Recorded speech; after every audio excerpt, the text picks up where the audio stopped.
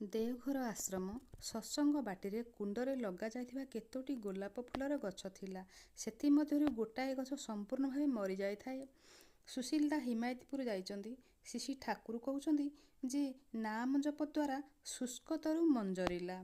ଠାକୁର କହିଲେ, ଗୋଟିଏ କୁଣ୍ଡ ଦେଖାଇ ଯେ ଏଇ ଦେଖନ୍ତୁ, ଏଇ ଗୋଲାପ ଗଛଟି ଏକାବେଳକେ ମରିଯାଇଥିଲା। ଚେର ପର୍ଯ୍ୟନ୍ତ କାଟି ଦେଖାଗଲା ଯେ ଶୁଖି ଯାଇଛି।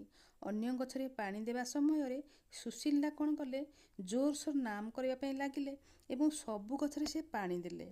ତାପରେ ଦେଖିଲେ ମଲା ଗଛ ଅଙ୍କୁରିତ ହୋଇ ଉଠିଛି। ଦେଖିଲେ ସତକୁ ସତ ତାହା ହିଁ ଘଟିଅଛି। ଅନ୍ୟ ଗଛ ହୁଏତ ମରି ବଞ୍ଚିପାରେ, କିନ୍ତୁ ଗୋଲାପ ଗଛ ମୂଳ ପର୍ଯ୍ୟନ୍ତ ଶୁଖିଯିବା ପରେ ଆଉ ବଞ୍ଚିପାରେ ନାହିଁ। କିନ୍ତୁ ଆଶ୍ଚର୍ଯ୍ୟ କଥା, ଏହି ସତ୍ ନାମ ଜପ ଦ୍ୱାରା ଏହି ଗୋଲାପ ଗଛ, ମୃତ ଗୋଲାପ ଗଛ ମଧ୍ୟ ବଞ୍ଚିଗଲା। ତେଣୁ ସମସ୍ତେ ବିଶ୍ୱାସ କରନ୍ତୁ, ଏହି ସତ୍ ନାମ ଜପ ଦ୍ୱାରା ମଲା ଗଛ ବି ବଞ୍ଚିଯାଉଛି। ତେଣୁ ସମସ୍ତେ ବିଶ୍ୱାସ ରଖନ୍ତୁ। ଭିଡ଼ିଓଟି ଭଲ ଲାଗିଲେ ଗୋଟିଏ ଲାଇକ୍ କରିବେ। ଜୟ ଗୁରୁ।